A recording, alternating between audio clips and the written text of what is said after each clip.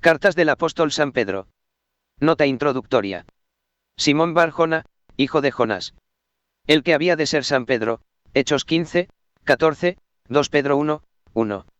Fue llamado al apostolado en los primeros días de la vida pública del Señor, quien le dio el nombre de Cefas, en arameo Kefa.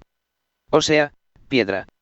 De donde el griego Petrous, Pedro, Juan 1, 42. Vemos en Mateo 16, 17-19, cómo Jesús lo distinguió entre los otros discípulos, haciéndolo príncipe de los apóstoles, Juan 21, 15 ss.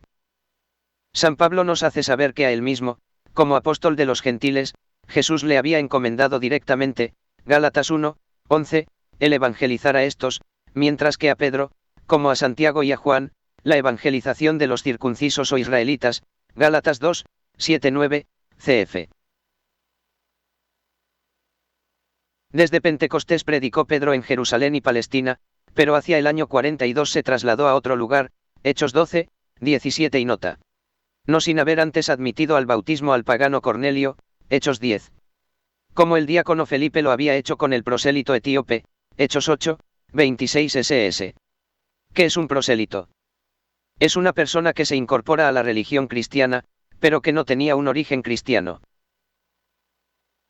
Aclaremos qué es Pentecostés. Pente, 5, como pentágono, significa quincuagésimo, 50, significa 50. Significa 50 días. Es el fin de la Pascua, es decir, el domingo de resurrección con que finaliza la Semana Santa. Pente, 5, como pentágono, significa quincuagésimo, 50, significa 50. Significa 50 días. Es el fin de la Pascua, es decir, el domingo de resurrección con que finaliza la Semana Santa. Todo el evento o año litúrgico está regido por la primera luna llena de primavera. Todo el evento o año litúrgico está regido por la primera luna llena de primavera. La primavera está determinada por el equinoccio de primavera. Cuando el ecuador se alinea con el curso solar, la Tierra se irá inclinando de forma que deja el hemisferio norte totalmente expuesto al Sol. Que nos indica que el primer miércoles, después de la luna llena de primavera, será miércoles de ceniza, con que inicia la Cuaresma. Misma que termina con domingo de resurrección o Pascua.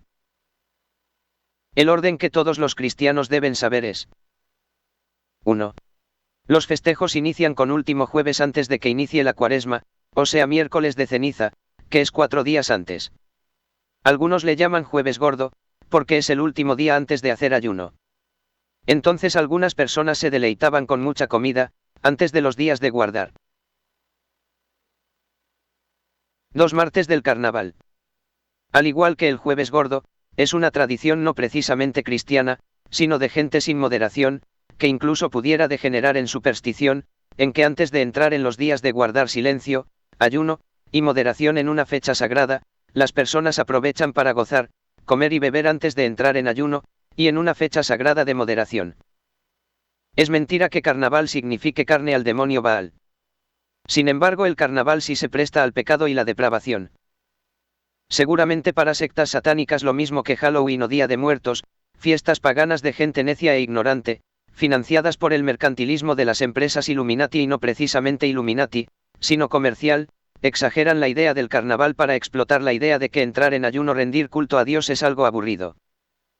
Cristo nos advirtió conforme a estas conductas propias de gente necia pagana que es igual a decir estúpida, que no saben ni en qué día viven. Mateo 6 y 16, cuando ustedes ayunen, no pongan cara triste, como hacen los hipócritas. A ellos les gusta que la gente sepa que están ayunando. Les aseguro que ese será el único premio que ellos recibirán. Cuando ustedes ayunen, peínense bien y lávense la cara, para que la gente no se dé cuenta de que están ayunando. Fin de cita. El ayuno debe hacerse con gozo, por cumplir con la fecha sagrada, no con tristeza. También esto del jueves gordo, o el carnaval, suena mucho a la mentalidad supersticiosa y torpe pagana, es como decir, voy a pecar con todas mis fuerzas, pero en Cuaresma fingir una falsa moderación.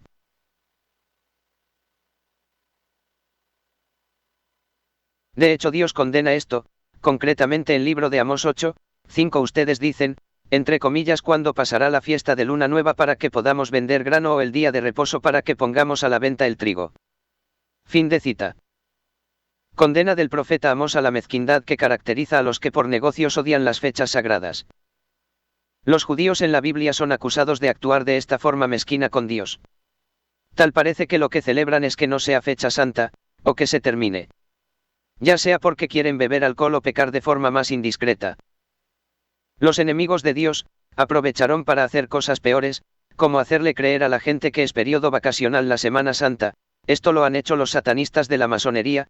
En esta edición la judía atea Claudia Sheinbaum, narcotraficante presidente de México, quien llama a la fecha sagrada periodo vacacional. Periodo vacacional. Es una persona que no tiene respeto ni por Dios, ni por las víctimas. Recordar que hizo una fiesta cuando se descubrió el campo de exterminio de Teuchitlán, Jalisco. Así lo llama el gobierno masón la SEP Secretaría de Educación Pública de México, periodo vacacional. Como muestra de su odio contra Cristo. Dios también denuncia su hipocresía con las fechas sagradas en el libro de Mateo 27, pero los judíos no querían que semejante horror se exhibiera durante la temporada de Pascua, y los romanos eran conocidos por entregar los cuerpos. Juan capítulo 19, versículo 31 era el día de la preparación para la Pascua. Los judíos no querían que los cuerpos permanecieran en la cruz en sábado, por ser este un sábado muy solemne. Así que pidieron a Pilato ordenar que quebraran las piernas a los crucificados y bajaran sus cuerpos. Fin de cita. Es como si estos hijos del demonio creyeran que hay una fecha que les es lícito matar inocentes y robar de forma descarada, y en otras sagradas no, porque se ve mal toda su hipocresía, pero pasado el día vuelven a toda su maldad. A Cristo no le quebraron ni un solo hueso, y así se cumplió con la profecía. En otras palabras, hay que celebrar el despreciar las cosas del mundo, que no nos pueden atar, y nada nos puede ofrecer este mundo, que Dios no pueda darnos como el infinito poder de dominación sobre nuestra alma, mente y cuerpo. Fortaleza e inmortalidad, limpiarnos de pecado. Ningún hijo de Satanás como aquellos judíos podrán corromper nuestra alma, si nos educamos a no tener ninguna pasión ni gusto por el lodazal que organizan. El carnaval es lodo en el que los cerdos apestosos se baten entre excremento y ruido. Al carnaval asisten los inferiores en calidad de alma. Los esclavos de Satán. Si bien no es propiamente una fecha sagrada, digamos que es el periodo de preparación para la misma. En el que hay que pensar. Y no se puede pensar bien si creemos en un jueves gordo o un martes de carnaval. 3 miércoles de ceniza, inicia formalmente la Cuaresma. El evento que marca el inicio de la Cuaresma es el primer día domingo después de la primera luna llena de primavera. Cuaresma viene de 40 días. 6 semanas de purificación, dedicadas a Dios. En especial a la vida, pasión, muerte y resurrección de Cristo, la cual debemos conocer a la perfección, y para conocer tenemos que leer. No es conveniente usar películas, ni materiales representativos. Por lo general lo comercial no logra darle la seriedad que merece, incluso puede estar plagado de desviaciones, como he visto algunas películas dirigidas para niños, en que las animaciones que representan a Cristo, están hechas intencionalmente para verse ridículas o feas, para volverlo una asunto objeto de burlas. No crean que no sé cómo se mueven y lo que hacen. Tenemos que ser precisos, y que nada quede a la libre interpretación. La Pascua judía es algo muy distinto a la cristiana. Para los enemigos de Cristo, la Pascua es una fiesta en memoria de la ley que Dios les dio en el monte Sinaí a través de Moisés, y que ellos se dedican a violar. Como conmemoran la liberación del pueblo hebreo de la esclavitud de Egipto, relatada en el Pentateuco, fundamentalmente en el libro del Éxodo. La han convertido en una fecha de odio contra todos los demás pueblos, a los que odian y desean su destrucción. Peor que los judíos está la secta del Islam, enemiga de Cristo y del judaísmo por igual. Pascua es igual a decir domingo de resurrección. La Pascua, también llamada Pascua de Resurrección, Pascua Florida, Domingo de Pascua o Domingo de Resurrección, es la fiesta central del cristianismo, en la que se conmemora la resurrección de Jesucristo al tercer día después de haber sido crucificado, de acuerdo con los evangelios canónicos. Más explícitamente es el día en que los católicos celebramos la destrucción de la muerte. Siguiendo con la historia de San Pedro. Pocos años más tarde lo encontramos nuevamente en Jerusalén, presidiendo el Concilio de los Apóstoles, Hechos 15, y luego en Antioquía. La escritura no da más datos sobre él, pero la tradición nos asegura que murió mártir en Roma el año 67, el mismo día que San Pablo. Su primera carta se considera escrita poco antes de estallar la persecución de Nerón, es decir, cerca del año 63 después de Cristo, cf. 2 Pedro 1 nota. Desde Roma a la que llama Babilonia por la corrupción de su ambiente pagano, 5:13. Roma es Babilonia, y de hecho, póngase mucha atención que a San Pedro lo martirizan en un estadio, o circo romano, hecho por los emperadores judíos Nerón y Calígula. Los gobiernos más degenerados de Roma, no vinieron de gente romana. Más concretamente debo decir que los estadios son símbolos del mal, son centros de estupidez, distracción política y comercial, que nos busca apartar de Dios.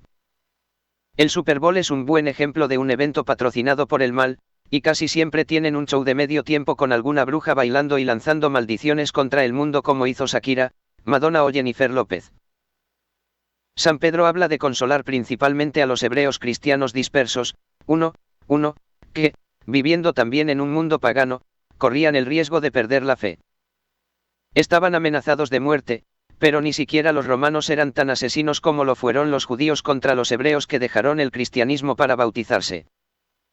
Sin embargo, varios pasajes atestiguan que su enseñanza se extiende también a los convertidos de la gentilidad, cf. 2:10 y nota. A los mismos destinatarios, 2 Pedro 3:1. Pero extendiéndola a todos los que han alcanzado fe, 1:1, va dirigida la segunda carta, que el apóstol escribió, según lo dice, poco antes de su martirio, 2 Pedro 1:14.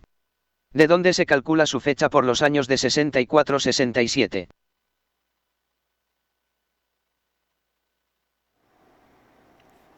De ello se deduce como probable que el autor escribió de Roma. Quizá escribió desde una prisión de Roma. En las comunidades cristianas desamparadas se había introducido ya los falsos doctores que despreciaban las escrituras. Abusaban de la grey y sostenían un concepto perverso de la libertad cristiana. Decían también que Jesús nunca volvería. Estos fueron muchos intentos judíos de hacerse pasar por cristianos para destruir la Iglesia de Cristo.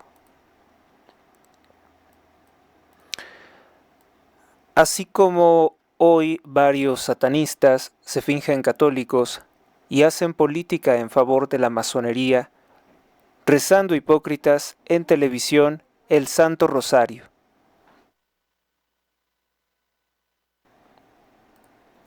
Rezando hipócritas en televisión el Santo Rosario, principalmente gente de la mafia de Carlos Slim, como Eduardo Verástegui, pero también hay muchas otras personas que se fingen piadosas, que se fingen cristianas, que se fingen católicas, y que quieren obtener un provecho político para manipular a los creyentes.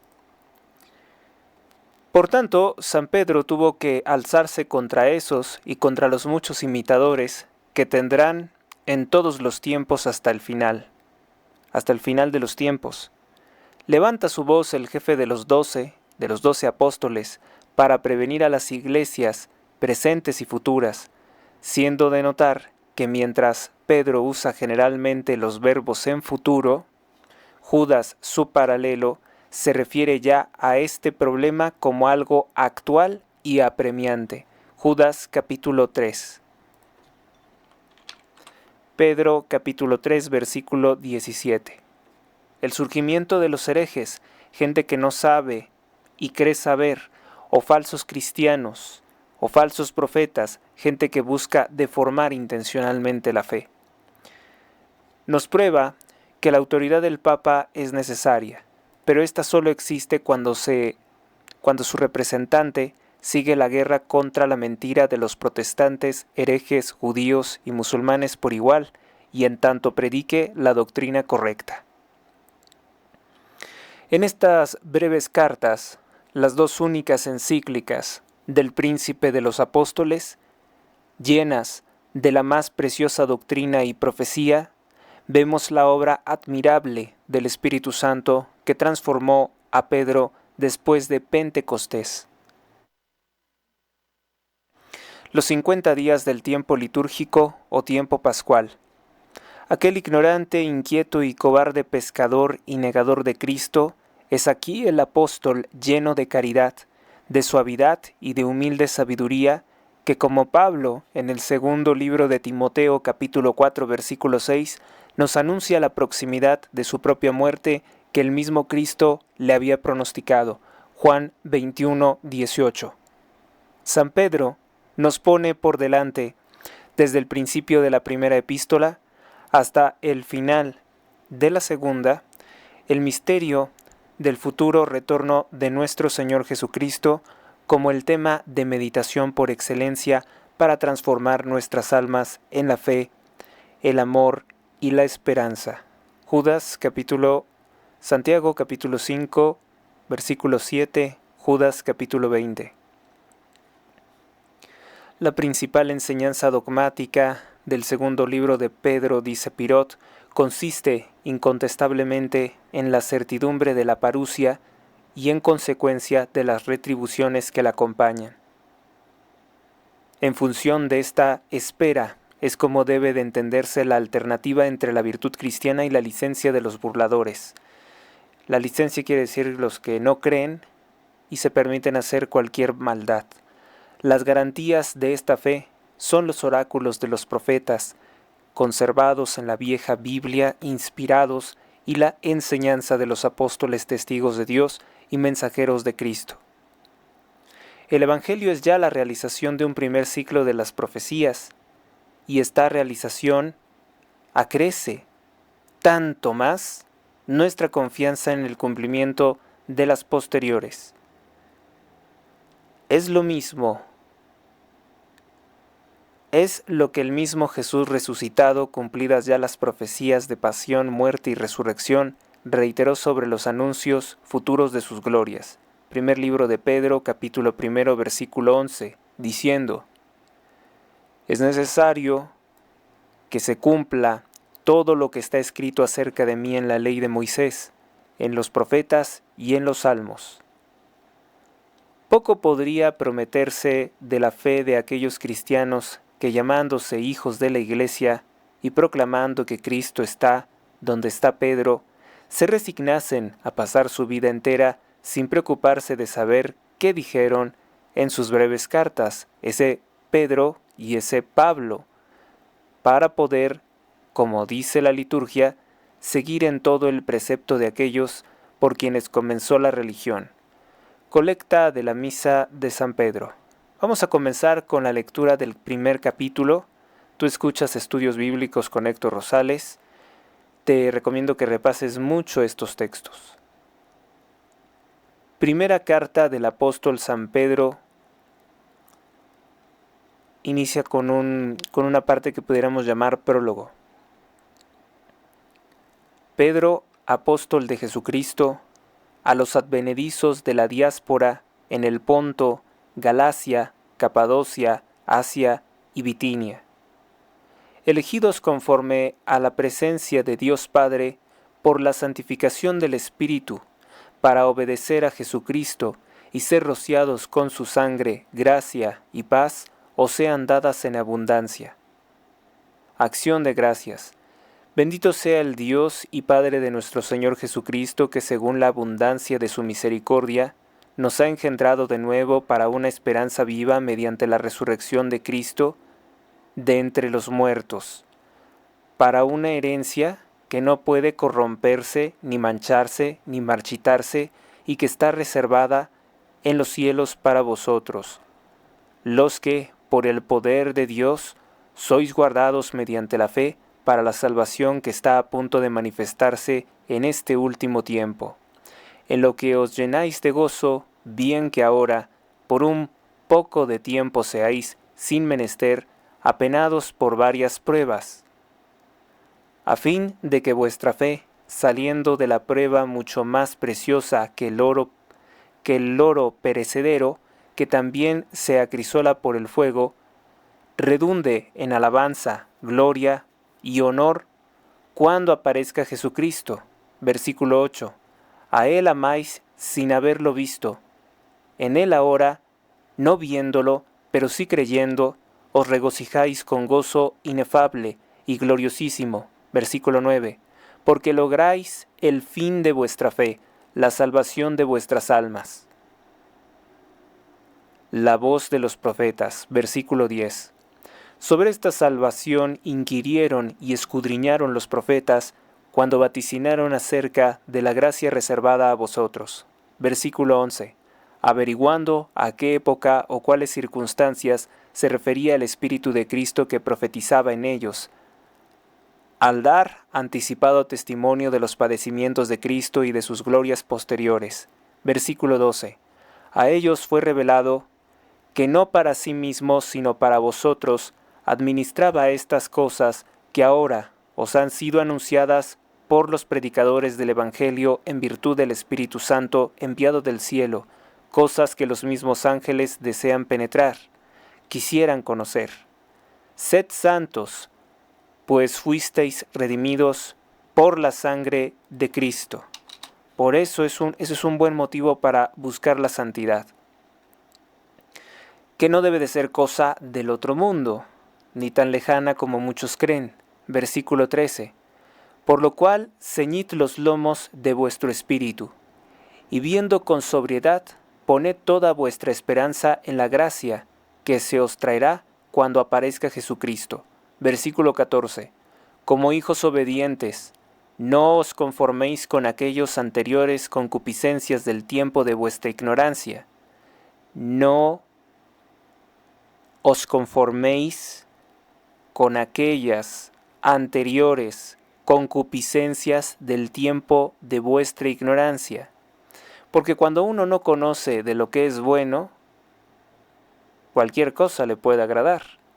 Pero una vez educados los sentidos y con buen criterio, encuentra por tanto aburridas las viejas concupiscencias o pecados o vicios que se tenían cuando uno era ignorante. Versículo 15. Sino que conformes al que os llamó, que es santo, sed también vosotros santos en toda conducta. Creo que la mejor santidad o la santificación del cuerpo empieza por la boca. Si eres una persona que habla constantemente con groserías y vulgaridades, o expresa cualquier cosa con un sonido chirriante, irritante en tu tono de voz, creo que eso contamina en gran medida la santidad que pudieras desarrollar o que pudieras cultivar. Versículo 16. Pues escrito está, sed santos, porque yo soy santo. 17. Y si llamáis Padre a aquel que sin aceptación de personas, sin acepción, es decir, sin distinción de personas, juzga según la obra de cada uno, vivid en temor el tiempo de vuestra peregrinación. Vivid en temor el tiempo de vuestra peregrinación. Que aquí la palabra temor significa fervor, con mucha seriedad, con plenitud, con todo el corazón. El tiempo de vuestra peregrinación. Versículo 18. Sabiendo que de vuestra vana manera de vivir, herencia de vuestros padres, que no eran cristianos, fuisteis redimidos, no con cosas corruptibles, que son la plata y el oro que son corruptibles. Versículo 19. Sino con la preciosa sangre de Cristo como de cordero sin tacha y sin mancha. Versículo 20. Conocido ya antes de la creación del mundo, pero manifestado al final de los tiempos por amor de vosotros. Se refiere a la palabra que se nos ha manifestado por amor, para que nosotros estemos apercibidos de cuál es el plan de Dios. Versículo 21. Los que por él creéis en Dios, que le resucitó de entre los muertos y le dio gloria, de modo que vuestra fe sea también esperanza en Dios. Repito, por si no quedó bien. Los que por él creéis en Dios, que le resucitó de entre los muertos y le dio gloria, de modo que vuestra fe sea también esperanza en Dios. Fe y esperanza en Dios. La fe ya es una prueba. Nadie podría creer en Dios si no fuera mediante Él. Nacidos de Dios, versículo 22. puesto que con la obediencia a la verdad habéis purificado vuestras almas para un amor fraternal, paterno, no fingido. Amaos unos a otros asiduamente con sencillo corazón. Con sencillo corazón. Versículo 23. Ya que estáis engendrados de nuevo, no de simiente corruptible, sino incorruptible, por la palabra de Dios viva y permanente. Ya tenemos un cuerpo incorruptible. Versículo 24. Porque toda carne es como heno, y toda su gloria como la flor del heno. Se seca el heno y cayó la flor. Versículo 25. El verbo que utiliza es secóse. Secóse el heno y cayó la flor. Versículo 25. Mas la palabra del Señor permanece para siempre, y esta palabra es la que os ha sido predicada por el Evangelio. Vamos ahora con el capítulo número 2 de la primera encíclica o carta de Pedro, que nos habla sobre la espiritualidad cristiana. Deponed, pues, toda malicia y todo engaño, las hipocresías, las envidias y toda suerte de detracciones. Versículo 2.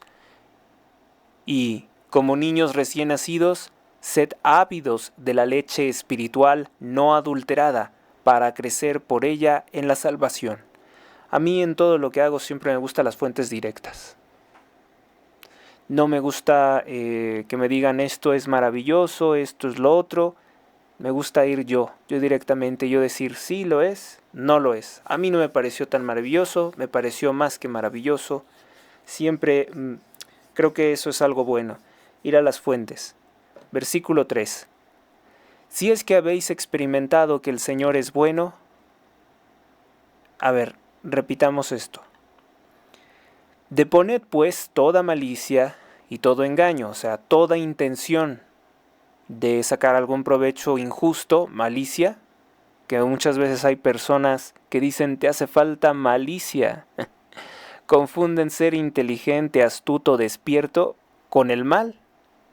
No, el mal es el mal para sí mismo, entonces deponed, quitar, apartar toda malicia y todo engaño, las hipocresías, las envidias y toda suerte de detracciones. ¿Por qué es algo vano tener envidia? Porque ¿qué puedes envidiar a otro ser humano que está condenado al igual que tú a la muerte? Nada puedes envidiar. Todo es temporal.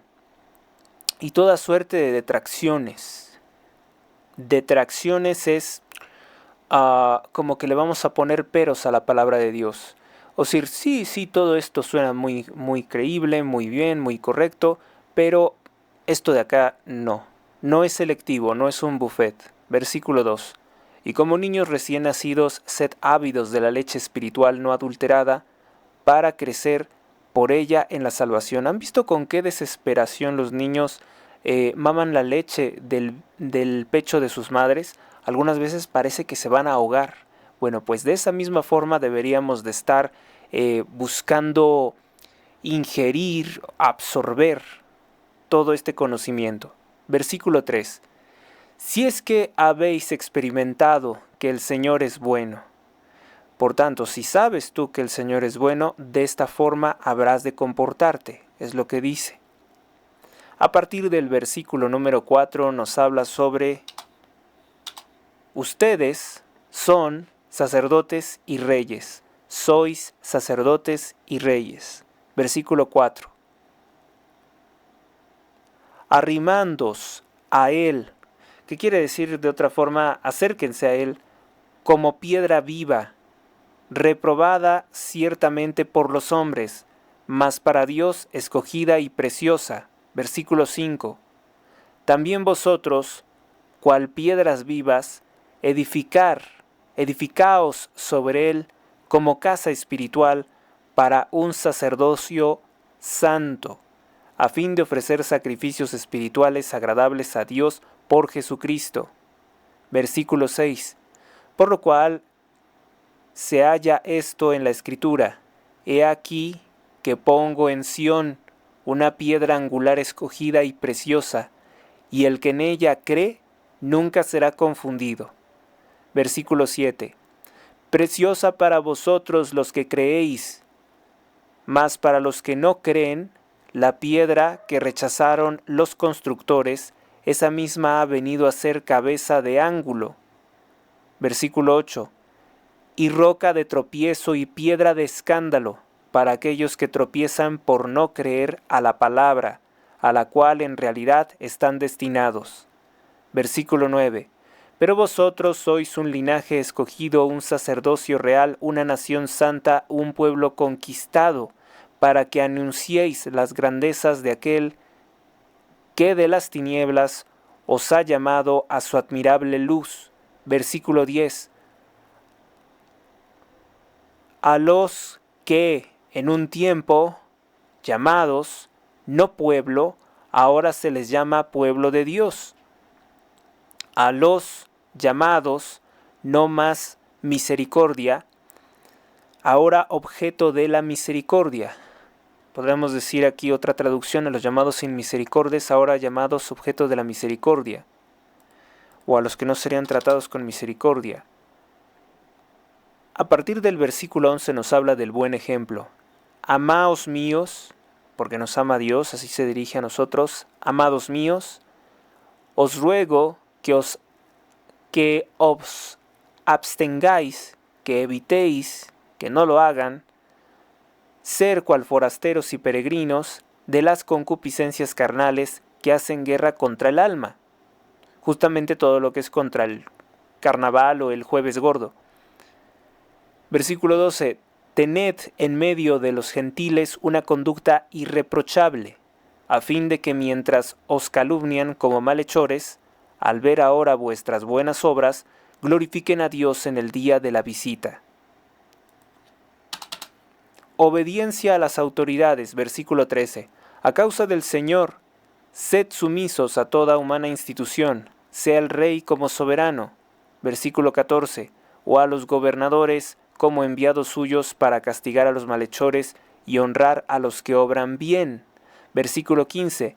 Pues la voluntad de Dios es que obrando bien, hagáis enmudecer a los hombres insensatos que os desconocen. Versículo 16. Comportaos cuales libres, no ciertamente como quien toma la libertad por velo de la malicia, sino como siervos de Dios.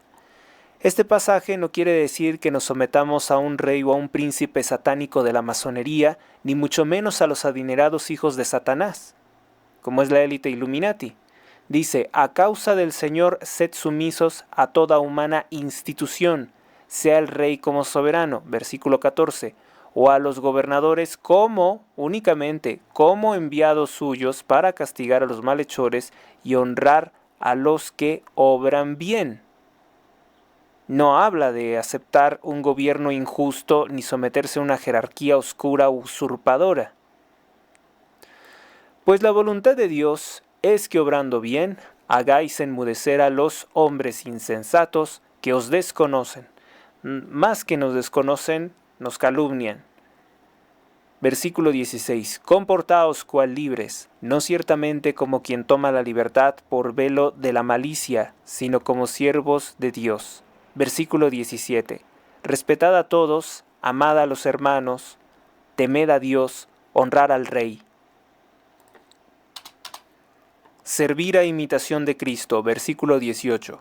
Siervos, sed sumisos a vuestros amos con todo temor, no solamente a los buenos e indulgentes, sino también a los difíciles. Dice los difíciles, pero no criminales, Nunca dice criminales. Hay gente que es de difícil trato. Versículo 19. Porque en esto está la gracia, en que uno, sufriendo injustamente, soporte penas por consideración a Dios, no en consideración a ellos. Versículo 20. Pues qué gloria es si por vuestros pecados sois abofeteados y lo soportáis, pero si padecéis por obrar bien y lo sufrís, esto es gracia delante de Dios. Claro, es como aquella frase que les decía de la otra mejilla. Nosotros no somos ojo por ojo y diente por diente. Nosotros somos que si nos haces te haremos el triple o el doble o el infinito. Porque así es como responde un cristiano. No vamos a cambiar nuestra conducta porque se nos haya impuesto algún castigo injusto. Pues qué gloria es si por vuestros pecados sois abofeteados y lo soportáis, pero si padecéis por obrar bien y lo sufrís, esto es gracia delante de Dios. Es como un sacrificio que solamente se le ofrece a Dios cuando es por causa de Dios. No quiere decir que todo el tiempo tengamos que estar sufriendo cosas injustas que a nosotros ni nos competen tal vez. No, si se ha de sufrir, se ha de ser por una causa importante, no por cualquier cosa. Versículo 21. Para esto fuisteis llamados, porque también Cristo padeció por vosotros, dejándoos un ejemplo para que sigáis sus pasos. Él no hizo pecado y en cuya boca no se halló engaño. Versículo 23. Cuando lo ultrajaban no respondió con injurias y cuando padecía no amenazaba, sino que se encomendaba al justo juez, que es Dios. Versículo 24. Él mismo llevó nuestros pecados en su cuerpo sobre el madero, a fin de que nosotros, muertos a los pecados, vivamos para la justicia. Por sus llagas fuisteis sanados. Versículo 25. Porque erais como ovejas descarriadas, mas ahora os habéis vuelto al pastor y obispo de vuestras almas. Después nos habla sobre el capítulo 3 del primer libro de Pedro o de la primera carta encíclica. Nos habla sobre la vida conyugal.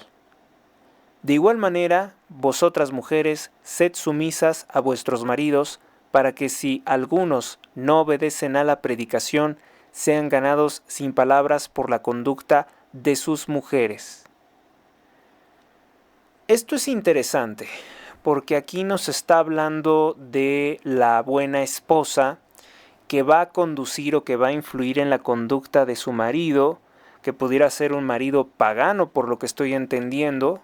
Habríamos de revisar los comentaristas, los estudiosos, pero parece ser esto, ¿no? Porque esta parte de la Sagrada Escritura no se puede entender sin todo el antecedente del capítulo 1 y 2 que acabamos de leer. De igual manera, vosotras mujeres, sed sumisas a vuestros maridos, para que si algunos no obedecen a la predicación, sean ganados sin palabra por la conducta de sus mujeres. Es decir, aquel hombre que probablemente no sea cristiano, no sea católico, entenderá a través de la virtud de la mujer católica que esto es bueno y que esto debe de asumirlo. Versículo 2.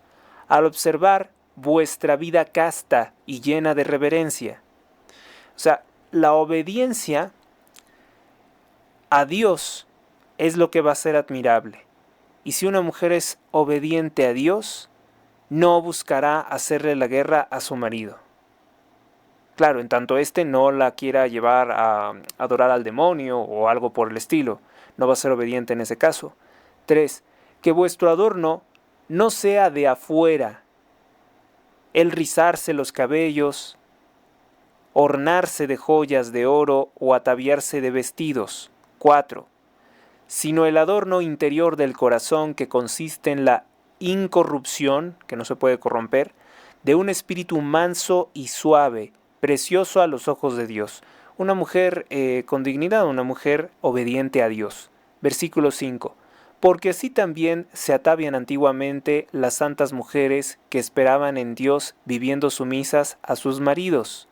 Aquí el marido al que están sumisas las mujeres santas es Cristo, es Dios mismo. Versículo 6. Como ejemplo, Sara era obediente a Abraham y le llamaba Señor. De ella sois hijas vosotras si obráis el bien sin temer ninguna amenaza. O sea, tal grado de obediencia a Dios que lo mismo es si alguien nos intenta apartar de Dios con amenazas, pues entonces lo que diremos es, pues adelante, ¿no? Lo que vengas a hacer, hazlo. Y a ver de cómo nos toca, porque no voy a cambiar ni tampoco me voy a dejar destruir. Versículo 7.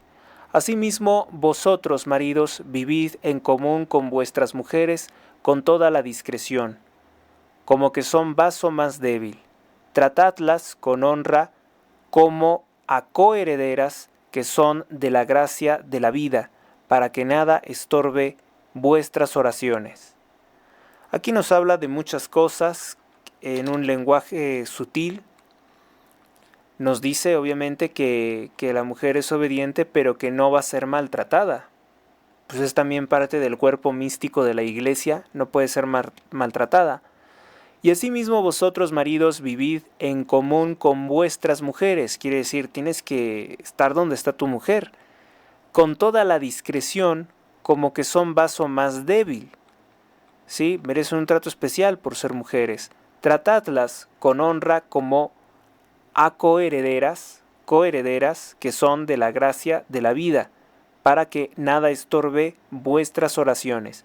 Ya que si un hombre maltrata a una mujer, sus oraciones quedan inválidas ante los ojos de Dios. Es lo que quiere decir. Exhortaciones generales. 8. En fin, sed todos de un mismo sentir, compasivos, amantes de los hermanos, del prójimo, misericordiosos, humildes. Versículo 9. No devolváis mal por mal, ni ultraje por ultraje, sino al contrario, bendecid, porque para esto fuisteis llamados a ser herederos de la bendición. Muy correcto. No vamos a andar declarando el odio, el insulto para los que nos hacen el mal. Versículo 10. ¿Quién quiere amar la vida y ver días felices? Es una expresión. Quien quiera amar la vida y ver los días felices, aparte su lengua del mal y sus labios de palabras engañosas. Versículo 11. Sepárese del mal y obre el bien, busque la paz y vaya en pos de ella. Versículo 12. Porque los ojos de Dios van hacia los justos y sus oídos están atentos a sus plegarias, pero el rostro del Señor está contra los que obran el mal. Si quieres que Dios te escuche, pues no serás malvado. Versículo 13. ¿Y quién habrá que os haga mal si estáis celosamente entregados al bien? ¿Quién te podrá hacer el mal si estás celosamente entregado al bien? Versículo 14. Aun cuando padeciereis por la injusticia, es decir, recibir un mal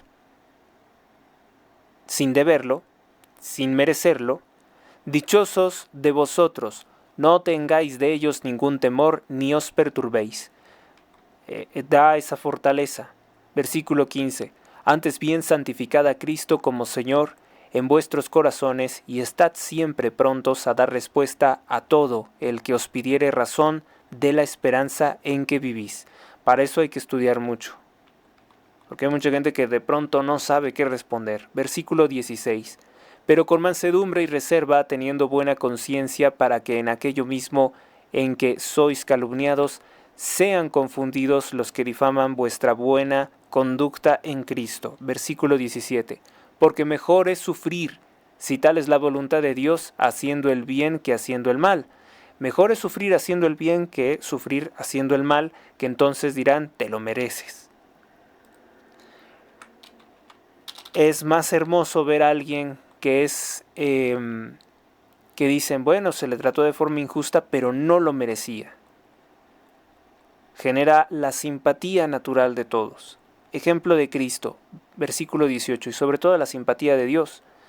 Pues también Cristo murió una vez por los pecados, el justo por los injustos, a fin de llevarnos a Dios. Fue muerto en la carne, pero llamando a la vida por el Espíritu. Fue muerto en la carne, pero llamado a la vida por el Espíritu. Versículo 19.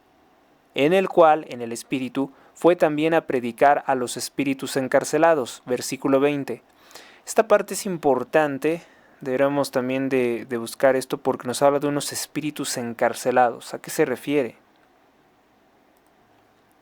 Tengo una leve idea de a qué se refiere. Probablemente cuando Cristo bajó a los infiernos, que viene en el credo, pero que, vaya, doctrinariamente es raro escuchar en la Iglesia Católica que se nos explique esto, a excepción de aquel evangelio apócrifo de San Bartolomé, en el que dice que pues Cristo bajó a los infiernos para liberar espíritus encarcelados.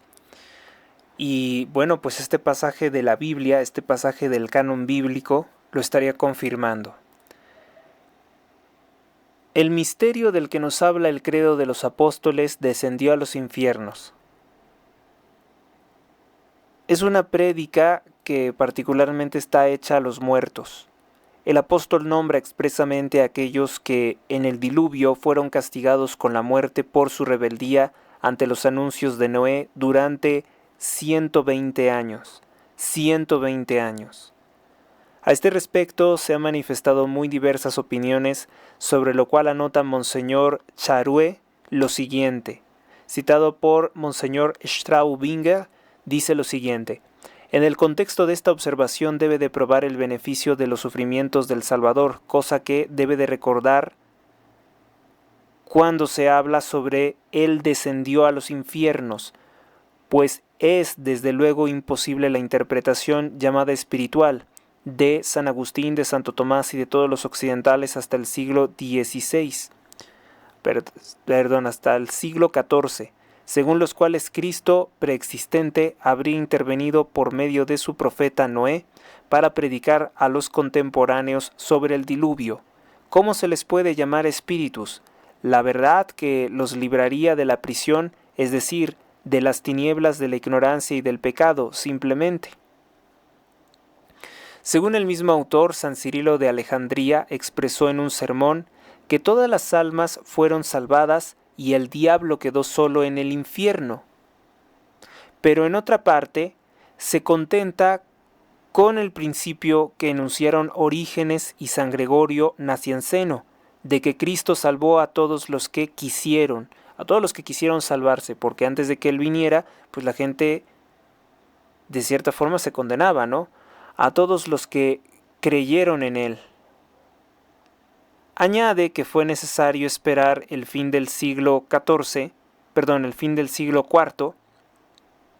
para hallar una reacción vigorosa contra la tesis aún mitigada de la evangelización de los muertos infieles, tesis que continúan profesando muchos críticos no católicos.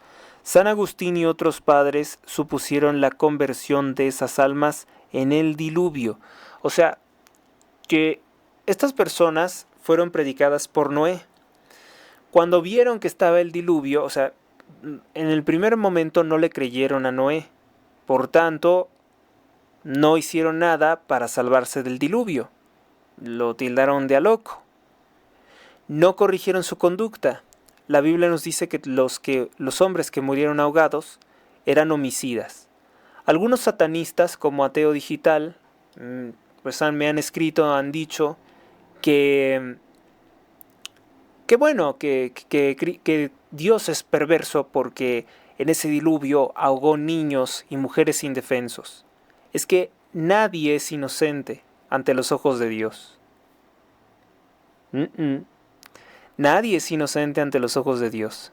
Porque Noé fue y les dijo: va a haber un enorme diluvio.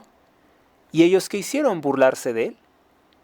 Burlarse de Dios y seguir con sus conductas perversas. Y decir, no va a pasar nada y nosotros podremos seguir con nuestra vida así. Entonces se entiende que como la aplicación de la pena de muerte, pues en un diluvio la gente no se muere tan fácilmente, ¿no? Tiene un periodo en el que van a sufrir, y en ese se arrepintieron. Vaya, se arrepintieron, pero de todos modos cayeron al infierno. Y aquellos que lograron arrepentirse y creer ya en la experiencia terrible del diluvio, fueron rescatados por Cristo. Es lo que nos estaría explicando. San Jerónimo y San Crisóstomo lo aplicaron a las almas de los justos del Antiguo Testamento, a los que Cristo visitó para anunciarles que estaban abiertas las puertas del cielo. Las almas de los justos del Antiguo Testamento a los que visitó para anunciarles que estaban abiertas las puertas del cielo. ¿Dónde los visitó? ¿En el infierno? ¿O en algún grado de infierno? ¿O en el purgatorio?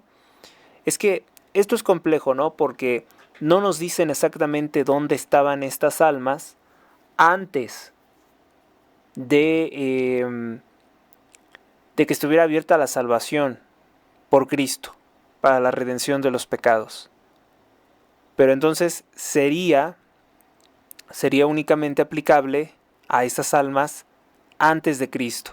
Y por eso es tan importante, ¿no?, que se siga diciendo el antes y el después de Cristo, porque sí hay un cambio radical, sobre todo para todas aquellas almas, para todas aquellas personas que ni siquiera sabemos de su existencia, ni queda registro en el mundo de su existencia, pero que tenían alma según la voluntad de Dios. Y que probablemente no fueron personas creyentes porque no se les reveló Cristo así directamente, quizá de otras formas, a través de algún profeta, que también probablemente ya no sabemos su nombre, ya no sabemos cómo fue, ya no sabemos cómo impartió la doctrina, pero que no conocieron directamente a Cristo y que se encontraba en un lugar que no era precisamente el paraíso. Qué interesante, ¿no? Entonces, antes de Cristo no había esa puerta al cielo. Es lo que nos está diciendo aquí. Y obviamente que todos estos pasajes, incluso para la misma iglesia, incluso para el mismo magisterio de la iglesia, tienen sus dificultades de interpretar. Yo me permito pensar en el Evangelio apócrifo de San Bartolomé, que es un libro que no viene dentro de la Biblia, porque ahí se menciona que sí, que Cristo descendió a los infiernos y que liberó, por ejemplo, a un arrepentido Adán. No menciona a Eva, pero sí a un arrepentido Adán. Y a otros, a muchos otros, imagínense, desde Adán, el primer hombre, hasta la crucifixión de Cristo, cuántas generaciones, cuántos seres humanos, cuántos millones de seres vivieron y tenían cerrada o negada la puerta al cielo. Probablemente eran espíritus errantes y por tanto se decía que estaban en el infierno, aunque no sabemos si estaban realmente en el infierno experimentando todo el horror. Ahora, esto cambia radicalmente después de Cristo, porque las almas que se condenan después de la salvación de Cristo es para siempre, es eterno. Y entonces sí hay un antes y un después. Versículo 20. Que una vez fueron rebeldes cuando los esperaba la longanimidad, quiere decir, longanimidad es como la inmensa capacidad de Dios en los días de Noé, mientras se construía el arca, en la cual algunos pocos, a saber 8 personas, fueron salvados a través del agua. Versículo 21, cuyo antitipo, el bautismo, que consiste no en la eliminación de la inmundicia de la carne, sino en la demanda a Dios de una buena conciencia, os salva ahora también a vosotros por la resurrección de Jesucristo. Nunca había pensado esa analogía que hace aquí San Pedro sobre que el diluvio universal tiene una conexión figurada con el bautismo. Vamos a repetir. Ejemplo de Cristo. Pues también Cristo murió una vez por los pecados, una sola vez, el justo por los injustos, a fin de llevarnos a Dios. Fue muerto en la carne, pero llevado a la vida por el Espíritu, en el cual fue también a predicar a los espíritus encarcelados, versículo 20, que una vez fueron rebeldes cuando los esperaba la longanimidad de Dios en los días de Noé, mientras se construía el arca, en la cual algunos pocos, a saber, 8 personas únicamente, fueron salvados a través del agua. Versículo 21, cuyo antitipo, o sea, lo contrario sería, o sea, el agua, para que me entiendan, antitipo es lo inverso. El agua en el diluvio sirvió para exterminar a los pecadores. Y en el bautismo, porque ya estamos viendo del otro lado del espejo, es que no sé si puede explicarlo así. Digamos que Cristo es el espejo y después de Cristo vemos todo detrás o del otro lado del espejo, por lo cual se invierte, ¿sí? Se invierte el orden de las cosas después de la salvación de Cristo. El agua sirvió como instrumento para exterminar a los pecadores.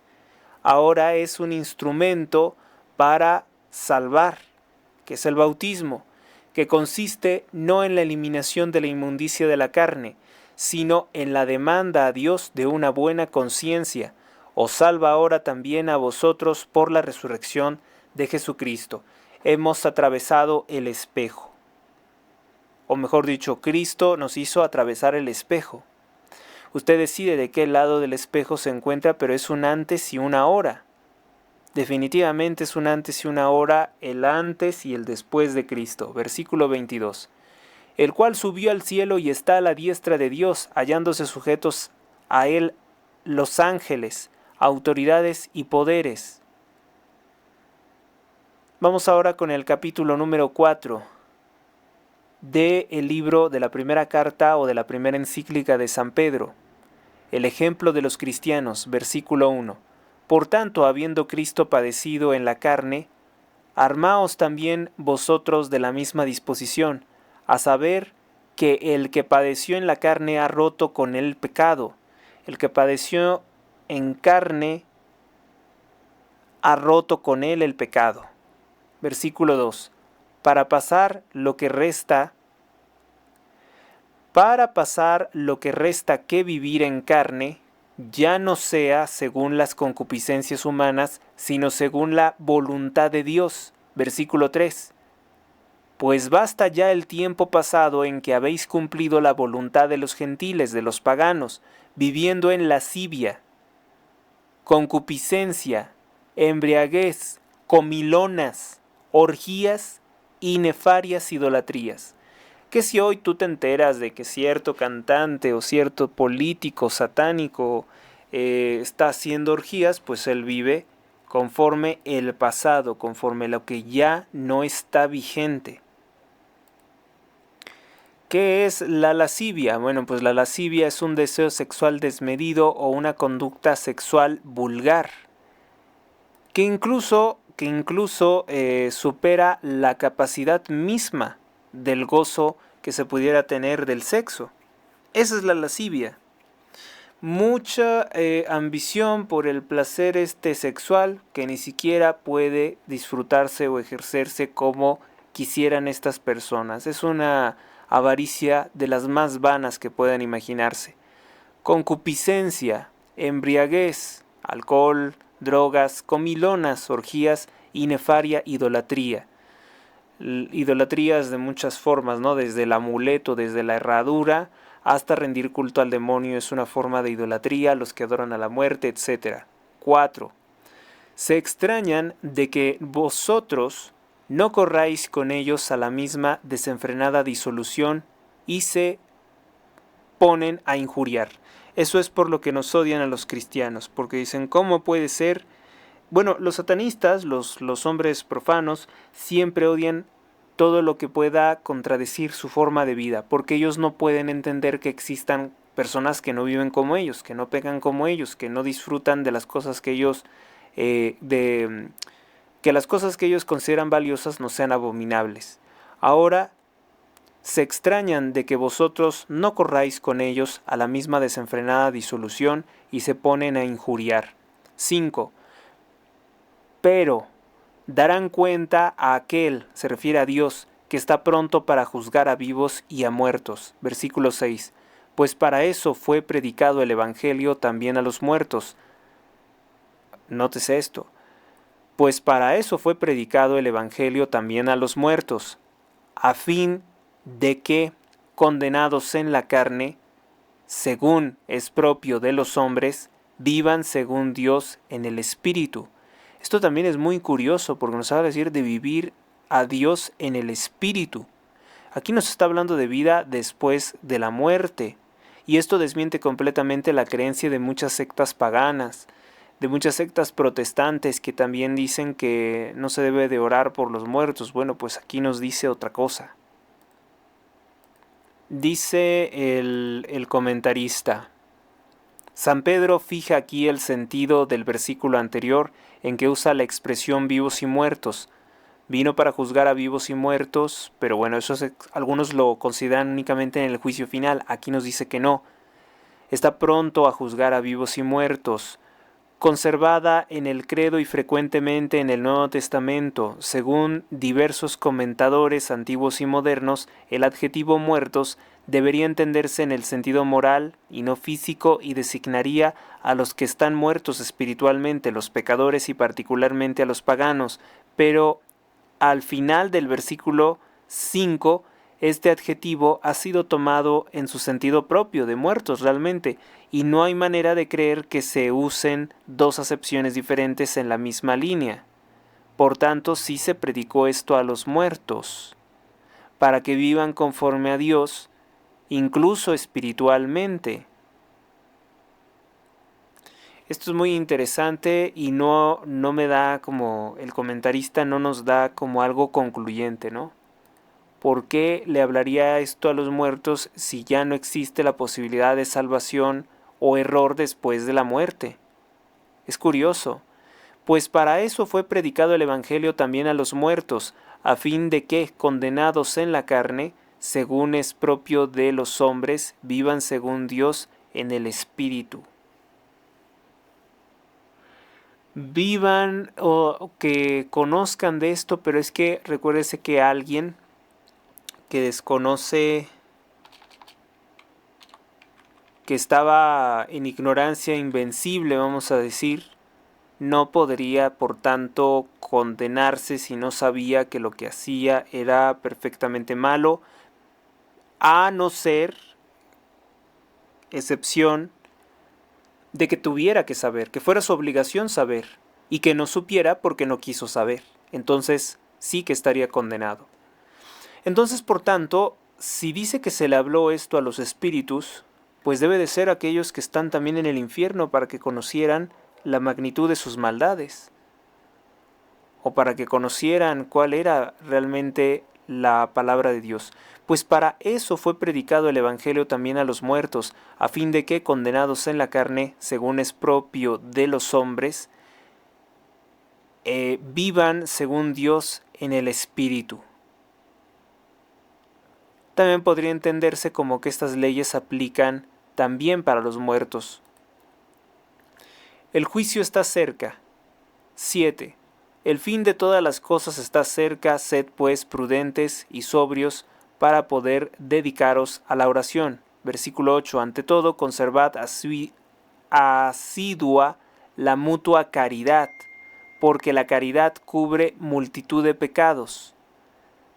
La caridad cubre multitud de pecados. Versículo 9. Ejerced hospitalidad entre vosotros sin murmurar, sin quejarte.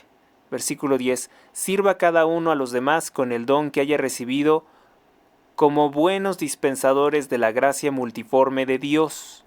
Sirva cada uno a los demás con el don que haya recibido, como buenos dispensadores de la gracia multiforme de Dios. No es solamente de un tipo. Versículo 11. Si alguno habla, sea conforme a las palabras de Dios. Si alguno ejerce un ministerio, sea por la virtud que Dios le dispensa, a fin de que el glorificado en todo sea Dios por Jesucristo, a quien es la gloria y el poder por los siglos de los siglos. Amén. Frutos de la persecución. 12. Carísimos, que es como decir queridísimos, no os sorprendáis como si os sucediera cosa extraordinaria del fuego que arde entre vosotros para prueba vuestra. Versículo 13. Antes bien alegraos, en cuanto sois partícipes de los padecimientos de Cristo, para que también en la aparición de su gloria saltéis de gozo. Dichosos de vosotros si sois infamados por el nombre de Cristo, porque el Espíritu de la gloria, que es el Espíritu de Dios, reposa sobre vosotros. Versículo 15. Ninguno de vosotros padezca, pues, como homicida o ladrón o malhechor. O sea que, si es por causa de Cristo, pues no nos vamos a poner tristes, ¿no? Como el homicida, que está triste porque lo detuvieron por haber matado a alguien, o el ladrón porque fue detenido por lo que hizo, o el malhechor. Porque nosotros, si nos condenan por hacer algo bueno, ¿por qué vamos a estar tristes? O por entrometerse en cosas extrañas. Versículo 16. Pero si es por cristiano, no se avergüence, antes bien glorifique a Dios en este nombre. Versículo 17, porque es ya el tiempo en que comienza el juicio de la casa de Dios. Así comienza por nosotros cuál será el fin de los que no obedecen el Evangelio de Dios. Versículo 18. Y si el justo apenas se salva, ¿qué será del impío y pecador? Versículo 19. Así pues, los que sufren conforme a la voluntad de Dios, confíen sus almas al fiel Creador, practicando el bien. Y entramos en el capítulo número 5 que nos habla sobre la exhortación de los presbíteros. Versículo 1. Exhorto pues a los presbíteros que están entre vosotros, yo, su copresbítero y testigo de los padecimientos de Cristo, como también partícipe de la futura gloria que va a ser revelada. Versículo 2. Apacentad la grey de Dios que está entre vosotros, velando no como forzados, sino de buen grado según Dios, ni por sórdido interés, sino gustosamente. Versículo 3. Ni menos como quienes quieren ejercer dominio sobre la herencia de Dios, sino haciéndoos modelo de la grey. Versículo 4. Entonces, cuando se manifieste el príncipe de los pastores, recibiréis la corona inmarcesible de la gloria. Exhortación a todos. Asimismo vosotros jóvenes, someteos a los ancianos, y todos los unos para con los otros, revestíos de la humildad, porque Dios resiste a los soberbios, pero a los humildes da gracia. Este versículo hay que apartarlo, ¿no? El 5 y el 6 vale mucho la pena tenerlos al alcance. Asimismo vosotros jóvenes, someteos a los ancianos, a los sabios, y todos los unos para con los otros revestíos de la humildad, porque Dios resiste a los soberbios, pero a los humildes da gracia. Versículo 6. Humillaos, por tanto, bajo la poderosa mano de Dios, para que Él os ensalce a su tiempo. Versículo 7. Descargad sobre Él todas vuestras preocupaciones, porque Él mismo, Dios, se preocupa por vosotros. Versículo 8. Sed sobrios y estar en vela. Esto es lo importante, ¿no? Por eso la práctica del ayuno, la práctica de la penitencia y la oración siempre. ¿Estás triste? Reza. ¿Estás feliz? Reza. La solución siempre es rezar. Lo vimos en el capítulo anterior, en el libro de Santiago. Sed sobrios y estad en vela. Vuestro adversario, el diablo, ronda como un león rugiente buscando a quien devorar. Versículo 9. Resistidle, firmes en la fe, sabiendo que los mismos padecimientos sufren vuestros hermanos en el mundo. Versículo 10. O sea, incluso cosas peores, ¿no? Nuestros hermanos en el mundo, otros cristianos, sufren hasta a veces cosas peores. Versículo 10. El Dios de toda gracia que os ha llamado a su eterna gloria en Cristo, después de un breve tiempo de tribulación, Él mismo os hará aptos, firmes, fuertes e inconmovibles. Él nos hará eso. Él nos convertirá en eso y será automático nuestro destino. Nada puede asustarnos. Versículo 11. A Él sea el poder por los siglos de los siglos. Amén. Noticias personales, versículo 12. Os escribo esto brevemente por medio de Silvano, a quien creo hermano vuestro fiel, exhortados y testificando que la verdadera gracia de Dios es esta, de la cual os mantenéis. Yo no sabía que Silvano, el nombre de Silvano había sido de un pues de un sacerdote o de un colaborador, vamos a decir, un presbítero de San Pedro. Versículo 13. Os saluda la iglesia que está en Babilonia. O sea, esta es Roma, partícipe de vuestra elección, y Marcos, mi hijo. Esto es interesante, ¿no? Porque van a decirme ahorita, ¿cómo? San Pedro tenía hijos. Entonces me van a decir que tuvo hijos, que tuvo esposa, que esto es una mentira, que esto es algo malo. No. era un hijo espiritual, así se entiende la expresión. Mi hijo Marcos, el evangelista del mismo nombre, que era hijo espiritual de San Pedro y fue también uno de los 2 únicos discípulos de la circuncisión, es decir, de origen judíos, que quedaron fieles a San Pablo. Por Babilonia se entiende Roma, que está constituida el centro del paganismo y también del poder político en aquel entonces. La Roma pagana significaba para los cristianos el mismo peligro que lo fue para los judíos la Babilonia, que es una representación de la gran ramera internacional, de la sociedad degenerada, de la sociedad anticristiana o de la ciudad del hombre. San Juan usa el mismo término para designar a Roma y predice su destrucción al ser uno de esos imperios babilónicos. Mi hijo Marcos, el evangelista del mismo nombre, que era hijo espiritual de San Pedro y fue también uno de los 2 únicos discípulos de la circuncisión que quedaron fieles a San Pablo. Así que no es un hijo carnal. Versículo 14.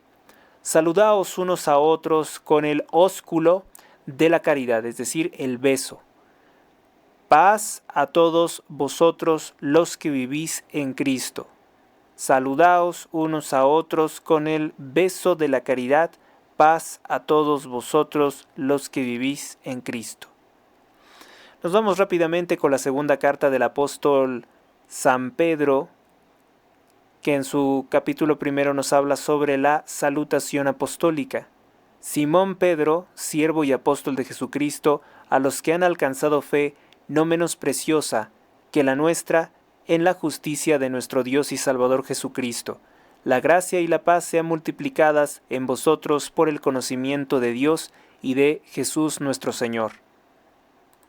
A partir del versículo número 3, la vida ejemplar del cristiano, pues mediante ese conocimiento de aquel que nos llamó para su gloria y virtud, su divino poder, nos ha dado todas las cosas conducentes a la vida y a la piedad, versículo 4, por medio de las cuales nos han sido obsequiados los preciosos y grandísimos bienes prometidos, para que, mereced a ellos, lleguéis.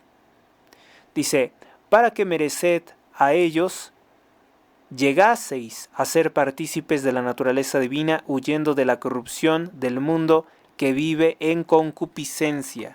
¿Saben qué es la concupiscencia?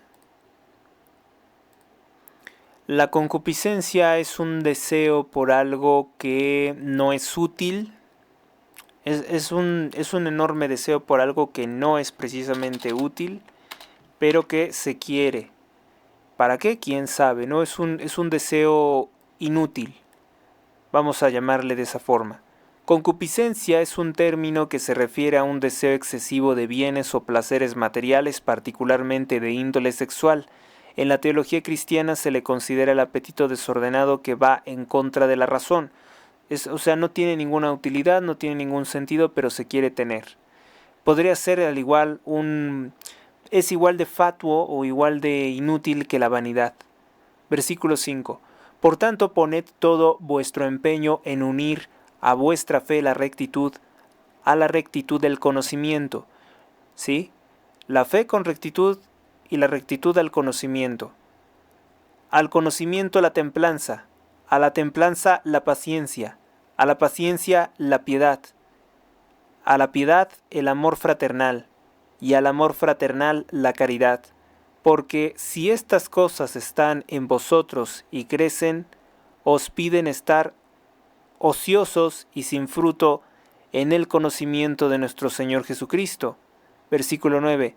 En cambio, quien no las posee, está ciego y anda a tientas, olvidando de la purificación de sus antiguos pecados. Versículo 10. Por lo cual, hermanos, esforzaos más por hacer segura vuestra vocación y elección, porque haciendo esto no tropezaréis jamás. Versículo 11.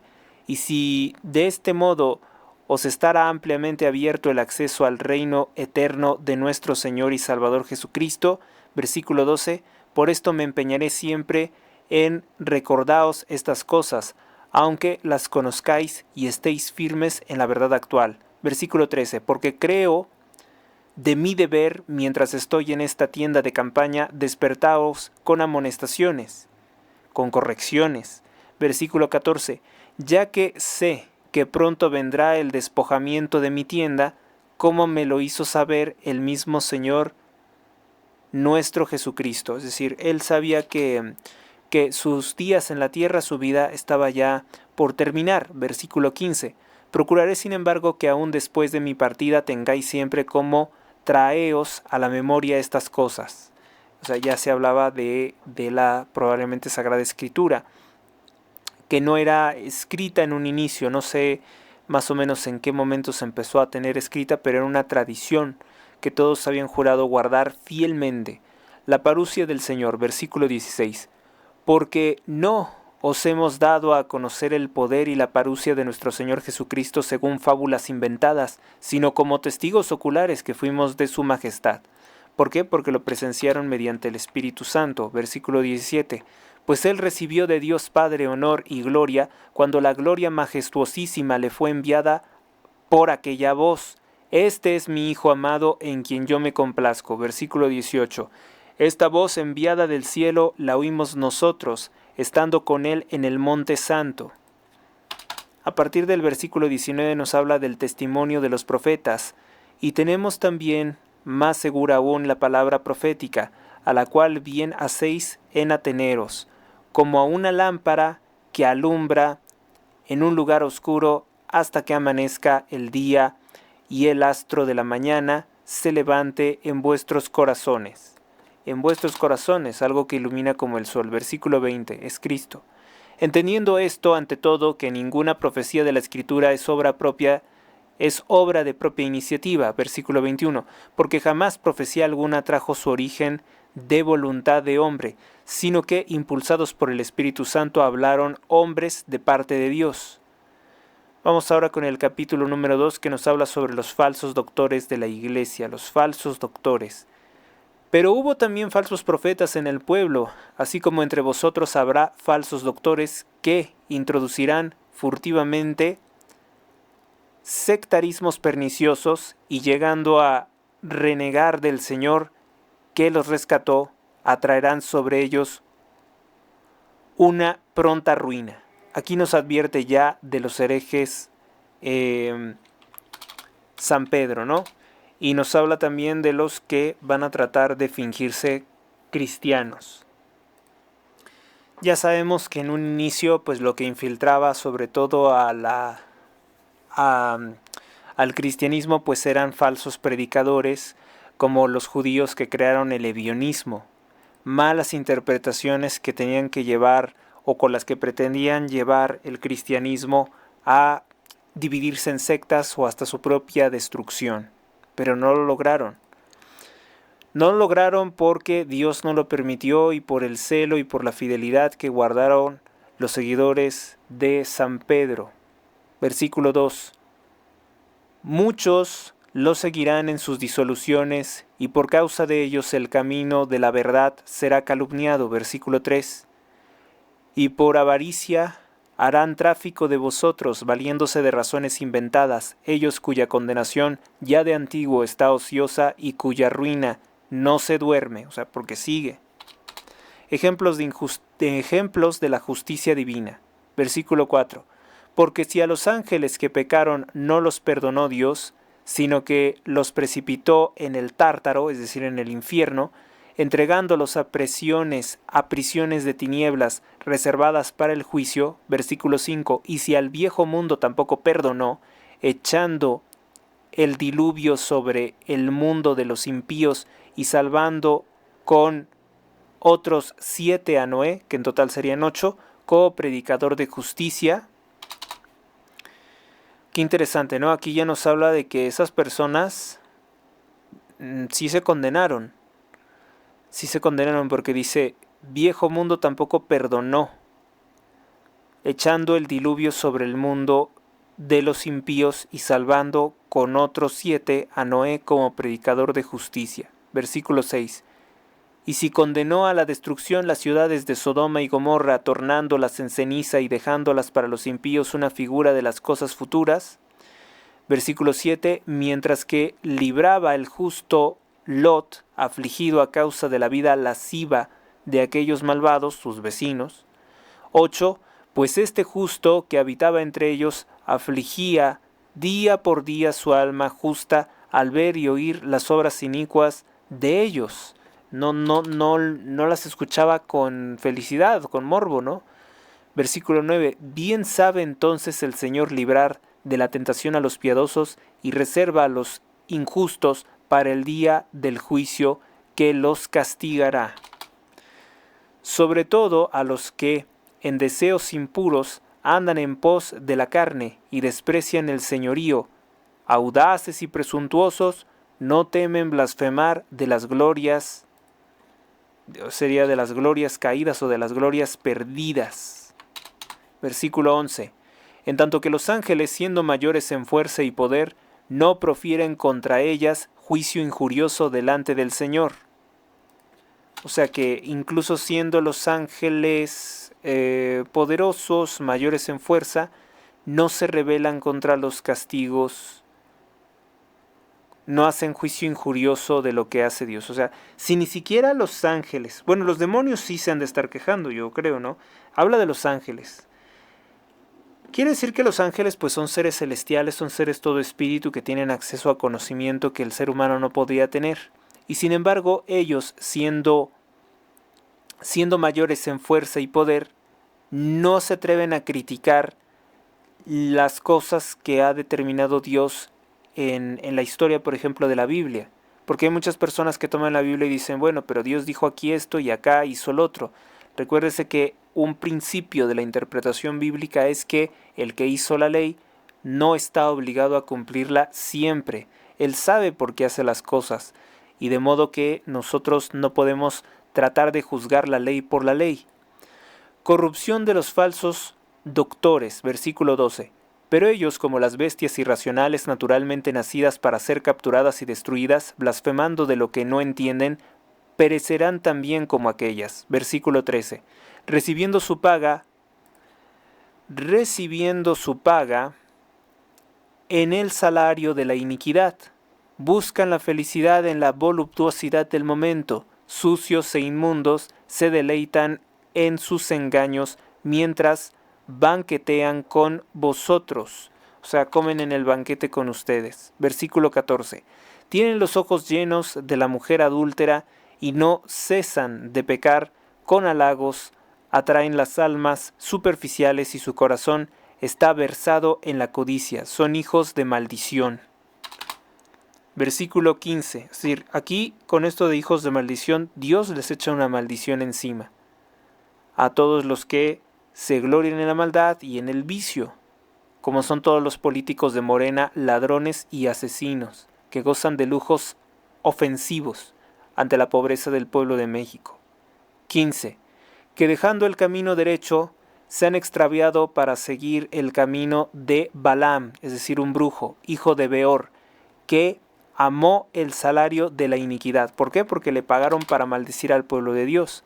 Versículo 16. Mas fue reprendido por su transgresión. Un mudo jumento, hablando con palabras humanas, reprimió el extravío del profeta. Qué raro, aquí lo menciona ya al brujo Balaam como un profeta. Bueno, fue profeta, pero prácticamente obligado por Dios. Seducción de los, al igual que la bruja, ¿no? Una bruja que consulta el perverso rey Saúl. Dios permitió en esa ocasión que la bruja pudiera hablar con el sacerdote Samuel solamente para anunciar la destrucción del mismo Saúl. Pero esa es la excepción de la ley, porque en otras partes dice que todos tenemos prohibidos consultar a esta clase de fuentes del mal, ¿no? A los brujos no se les puede consultar, es un pecado grave. Seducción de los falsos doctores, y además todos los que los consultaron, pues sabemos que les pasaron cosas horribles, ¿no? A Balaam o a Saúl. Seducción de los falsos doctores, versículo 17. Estos tales son fuente sin agua. Pues, es algo bastante inútil, ¿no? Estos son fuentes sin agua, nubes impelidas por un huracán. A ellos está reservada la lobreguez de las tinieblas.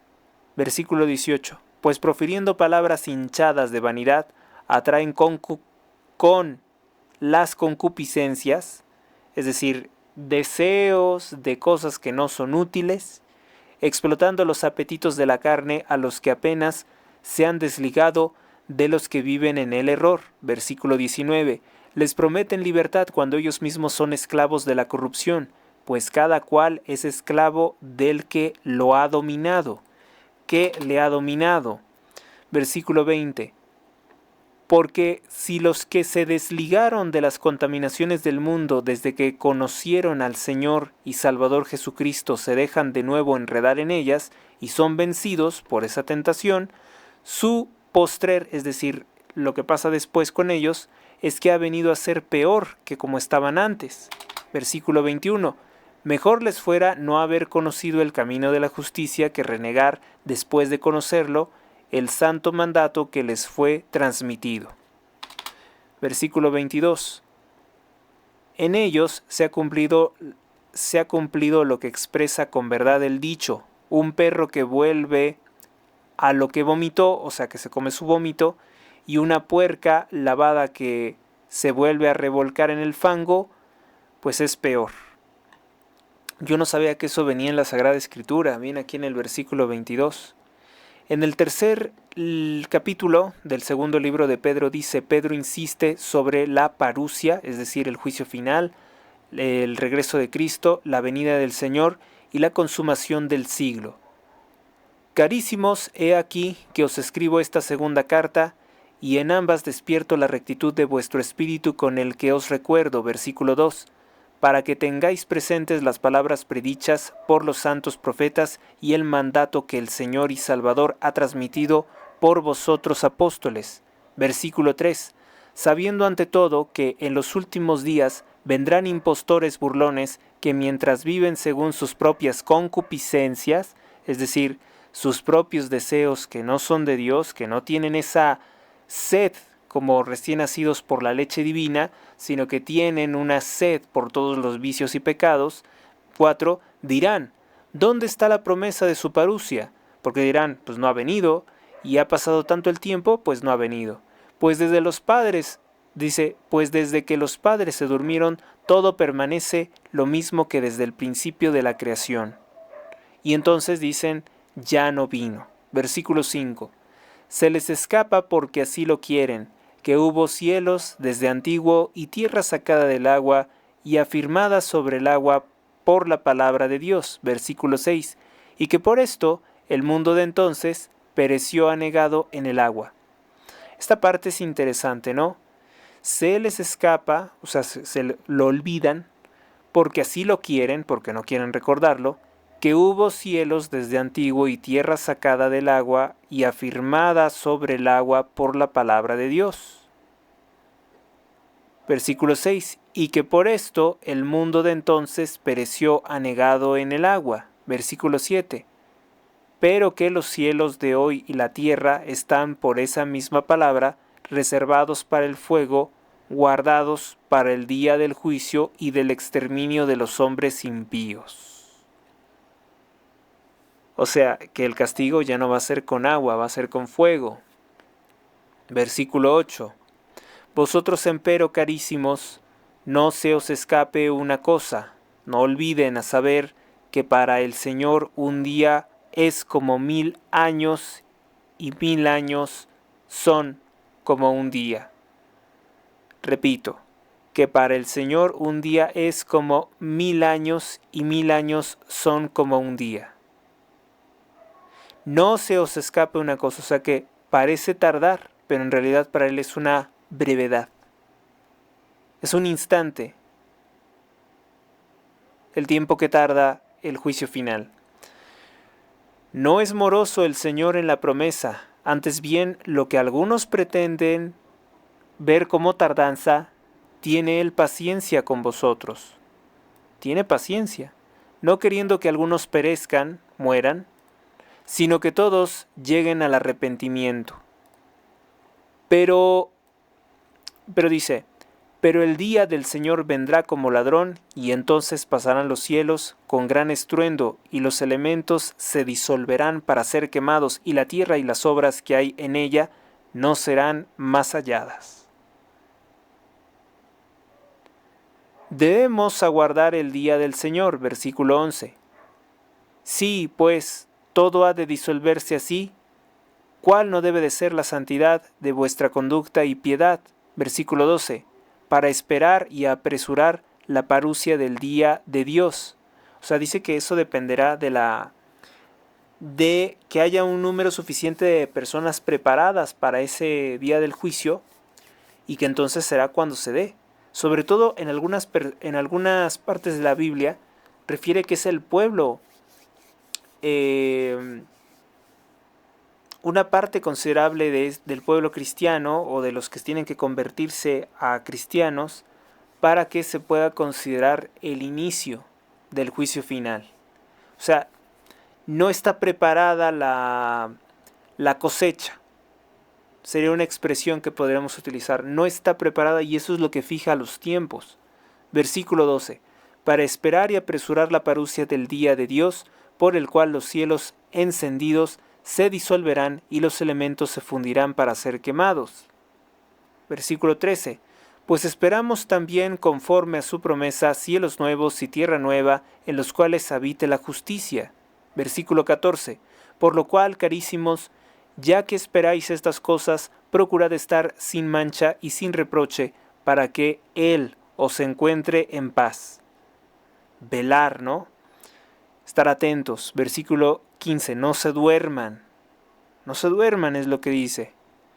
Y creed que la longanimidad de nuestro Señor es para salvación, según os lo escribió igualmente nuestro amado hermano Pablo, conforme a la sabiduría que le ha sido concedida. Versículo 16. Como que él habla de esto mismo en todas sus epístolas, en las cuales hay algunos pasajes difíciles de entender. Incluso San Pedro reconoce eso. Hay algunos pasajes difíciles de entender, que los ignorantes y superficiales deforman. Denuncia de San Pedro. Hay algunos pasajes difíciles de entender que los ignorantes y superficiales deforman, dígase por ejemplo los protestantes, como lo hacen por los demás con las otras escrituras para su propia ruina. Esta parte es muy importante, yo creo que hay que apartarla, hay que señalarla. Versículo 17. Vosotros pues, carísimos, que lo sabéis de antemano, estad en guardia, no sea que aquellos impíos os arrastren consigo por sus errores y caigáis del sólido fundamento del que estáis. ¿Cuál sería perder ese sólido fundamento? Pensar que, pues no va a venir, o no va a venir ahora, o no va a venir en mi tiempo. Versículo 18. No lo sabemos. Antes bien, creced en la gracia y en el conocimiento de nuestro Señor y Salvador Jesucristo. A Él sea la gloria, ahora y para el día de la eternidad. Amén. Así que bueno, pues así termina estas dos epístolas de San Pedro, en que exhorta decididamente a perfeccionarnos en el conocimiento de Dios. No basta con decir que creemos en Él, no basta con una superficial lectura, sino que hay que profundizar y profundizar aún más e interpretar la Biblia conforme a todos sus pasajes. Eso es a lo que se refiere. Vamos a reproducir la parte que yo creo que es más instructiva de lo que debemos de buscar. 5. Por tanto, poned todo vuestro empeño en unir a vuestra fe la rectitud, a la rectitud el conocimiento. 2:7-7-1, 6. Al conocimiento la templanza, a la templanza la paciencia, a la paciencia la piedad, 7. A la piedad el amor fraternal, y al amor fraternal la caridad. 8. Porque si estas cosas están en vosotros y crecen, os impiden estar ociosos y sin fruto en el conocimiento de nuestro Señor Jesucristo. 9. En cambio, quien no las posee está ciego y anda a tientas, olvidado de la purificación de sus antiguos pecados. Quiere decir que las personas que tienen esta característica no logran saber ni siquiera cuáles son sus faltas. 5. Por tanto, poned todo vuestro empeño en unir a vuestra fe la rectitud, a la rectitud el conocimiento. 2:7-7-1, 6. Al conocimiento la templanza, a la templanza la paciencia la piedad, 7. A la piedad el amor fraternal, y al amor fraternal la caridad. 8. Porque si estas cosas están en vosotros y crecen, os impiden estar ociosos y sin fruto en el conocimiento de nuestro Señor Jesucristo. 9. En cambio, quien no las posee está ciego y anda a tientas, olvidado de la purificación de sus antiguos pecados. Concupiscencia es un término que se refiere a un deseo excesivo de bienes o placeres materiales, particularmente de índole sexual. En la teología cristiana, se le considera un apetito desordenado que va en contra de la razón.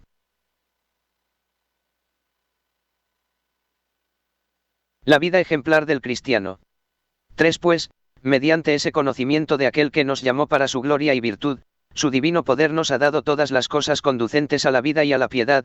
4. Por medio de las cuales nos han sido obsequiados los preciosos y grandísimos bienes prometidos, para que merced a ellos llegaseis a ser partícipes de la naturaleza divina, huyendo de la corrupción del mundo que vive en concupiscencias. 2:7-7-0.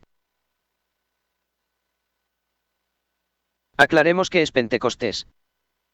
Pente, 5, como pentágono, significa quincuagésimo, 50, significa 50. Significa 50 días. Es el fin de la Pascua, es decir, el domingo de resurrección con que finaliza la Semana Santa. Todo el evento o año litúrgico está regido por la primera luna llena de primavera. La primavera está determinada por el equinoccio de primavera. Cuando el ecuador se alinea con el curso solar, la Tierra se irá inclinando de forma que deja el hemisferio norte totalmente expuesto al sol.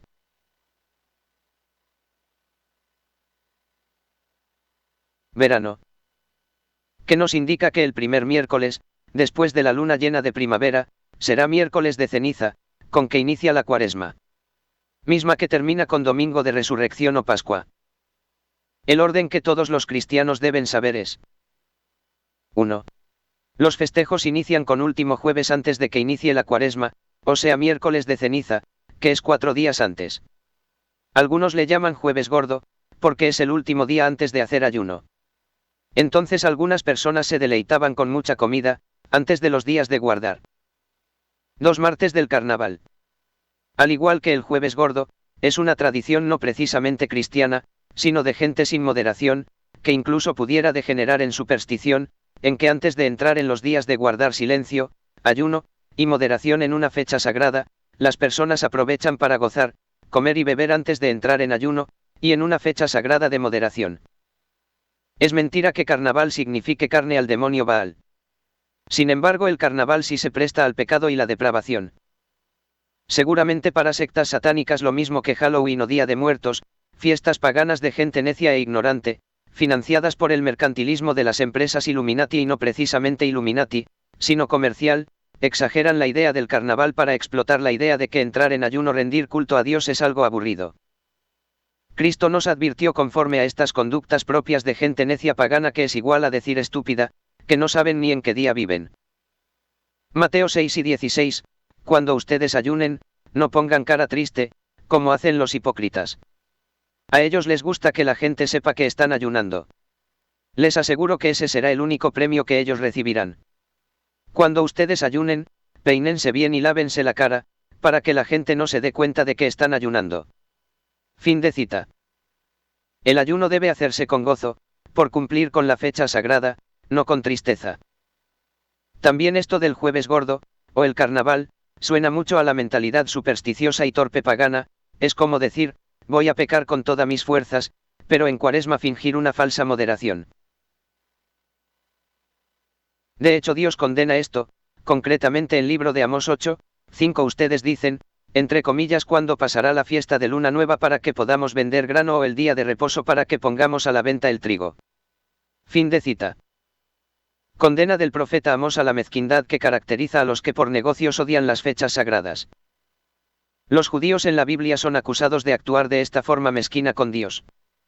Tal parece que lo que celebran es que no sea fecha santa, o que se termine. Ya sea porque quieren beber alcohol o pecar de forma más indiscreta. Los enemigos de Dios aprovecharon para hacer cosas peores, como hacerle creer a la gente que es periodo vacacional la Semana Santa. Esto lo han hecho los satanistas de la masonería.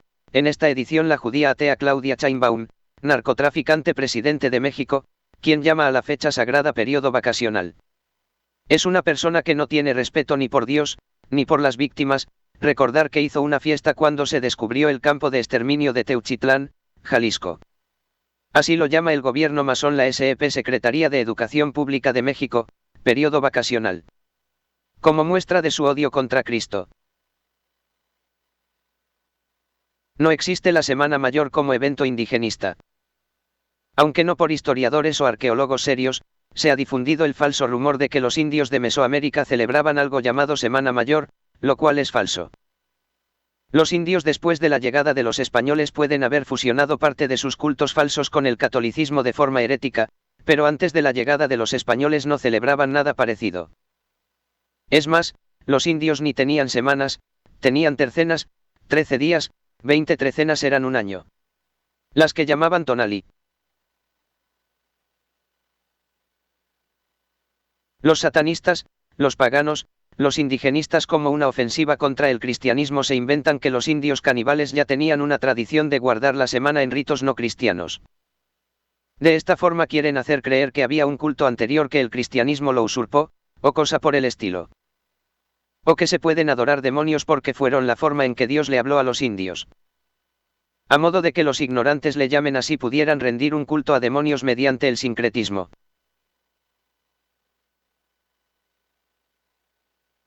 Bueno, y esto es todo lo referente a las dos a las dos encíclicas de San Pedro.